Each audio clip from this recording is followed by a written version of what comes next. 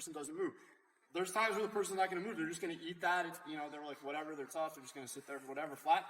It's fine. Let them eat that pressure until they're ready to move, or we'll go a different direction. I'll show you guys a few options toward the end, where if you can't get the person up on their side, we have plenty of attacks there, gi or no gi, doesn't really matter, okay? So you guys feeling good? Can we go on? And I start kind of showing you guys? No, you go first. Why? Okay, okay. Sir, Hi, Rusty, man. Yeah, please. Yeah, so just having an issue with get them on the side and then keeping the pressure while you're putting the knee in. Like there's a little gap okay, there where show me. Show me. I think I know what you're doing. Yeah, so okay. That's I'm doing this, I'm getting on to this side with the pressure up, getting onto the Yep, slide up a little bit more. So put that up here. like really. Yeah, more. Okay. No. Here. Yeah. Okay. Yeah, so then There you go. get them up here. Yep. Okay, now, here's right there. Okay, I'm sorry. But finish your question. No, I think I know what you're going to say. Yeah. So in between, like, trying to get this in, sometimes it can be, the pressure can be hard to keep the exact movement. So a couple things that I think will help. First of all, activate the toes. Put the thigh in first. Yep, there you go. Activate the toes. That's your wedge. Now, as you start to kind of walk the toes up toward his body, pull him up at the same time. Pull. Perfect. Now step over. Okay, so see now your wedge is really good. Flare your foot out a little bit. Beautiful. Okay. That looks pretty good to me. Matt, do you feel like you can turn back and put your back on the floor? Nope. Okay. Yeah, just palm solve. Okay. Thank you. My pleasure.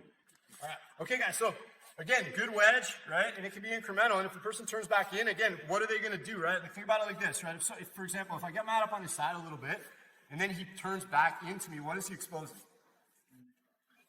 This is like charades. I'm giving you the answer, right? Like, what is he exposing? The back. He's giving me, he's giving me the other side. He's giving me the wedge over here. He's giving me the opposite arm, right? He's giving me the head, right? I can always transition around the head for a choke. So we'll talk about that, okay? But bear with me for another minute here.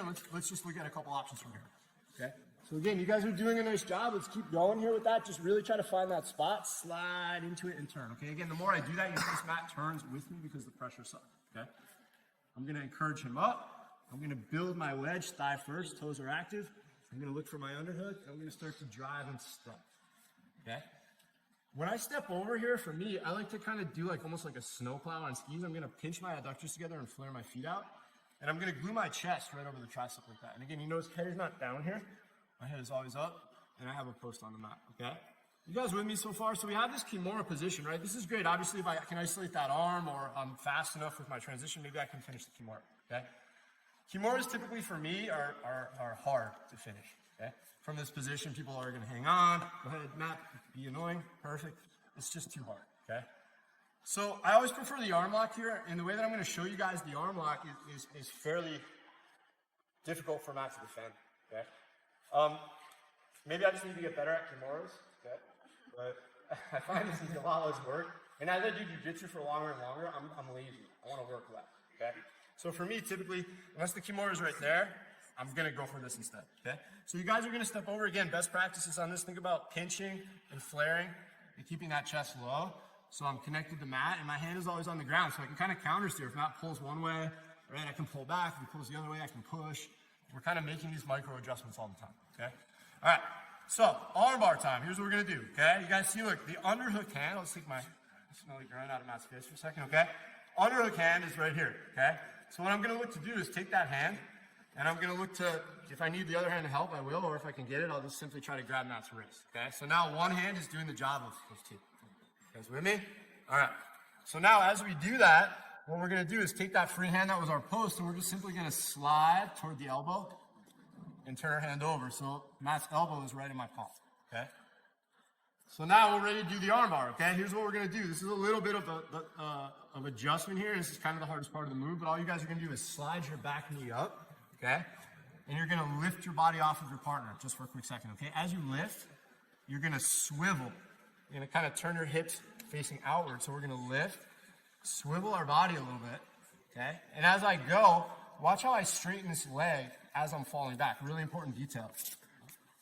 Okay, so when I put the brake on, when I kind of straighten that leg and push, not only do I have the medius strongest part of my leg, right, over the same line that I was trying to control to start with my hip, okay? That makes it very difficult for Matt to turn his head toward me, okay? But what it also does is it slows me down as I fall back, okay? So that's the hardest part of the armbar from this type of a position, right, is just to step up and go like, and fall back, right? And it's like very awkward, and that's where the escapes come in, okay? So if I put the brake on, if I stretch that leg as I fall back, and you kind of use mat as like a way to slow myself down, it becomes very easy to fall with control and also to stay very close to mat shoulder, okay? So you guys are gonna do the same thing. We're gonna, boom, get our wedge, step over, get our post, all right?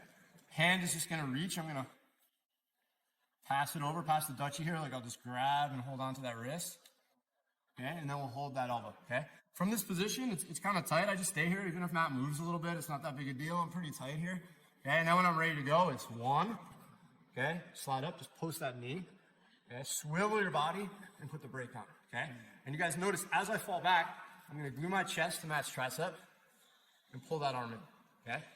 You guys with me so far? Okay, so now there's no hitchhiker. There's really no escape on that opposite side. If Matt tries to turn away from me, go ahead. Can't go anywhere. If Matt tries to turn into me, I have his head. He can't go anywhere. He's stuck, okay? So now when I want to finish, all we're going to do is we're going to fall toward our shoulder. And at the last minute, now this leg is nice and light. I'll just bring it over and pinch, okay? Now we'll circle back to the middle, and we'll finish, okay? Little detail on the arm lock here. I learned this from my teacher. It's pretty cool. I never really thought about it. Okay, everyone always tells you thumb up, okay? But thumb up is easy to move, okay? So what I like to do is, as I'm falling back here, I'll kind of get like a joystick grip on the web here, and I slightly turn it, okay? So I'm actually finishing with it at an angle, because now as I break the arm, I'm breaking it against my hip. And that's a much tighter break, and it's much harder to deal with than this against my chest. I have man park, sometimes that hurts, okay? I just go here, okay? Just a little detail. All right, let's turn, please. Yeah, I know that's a lot of detail, guys, so if we only get through 2 moves, we get through 2 moves, okay? But I'd rather have you guys get 2 that we can use than 4 that maybe we can't really use. Well, hopefully we can use some. That didn't make any sense. All right, so we're here, look. I slide off, I drive up. Boom, I get Matt to move with that pressure. The more I put the pressure on, the more he will probably move. So wedge, toes, drive, and step over. Okay, once you're here, established position, take a second. Maybe have your partner move just a little bit for you, test the position a little bit.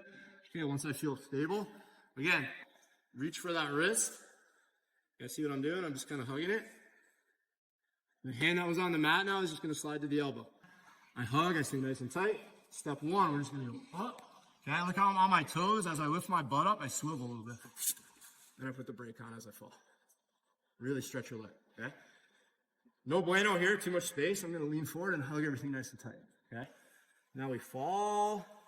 All the weight is on Matt's head. I have both arms. The leg comes over. And again, look at the little adjustment here. Boop. Okay, if you make that noise, the arm ball will be 7% better, I think.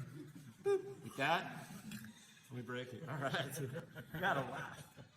All right. You guys good? Can we try it? All right, let's go.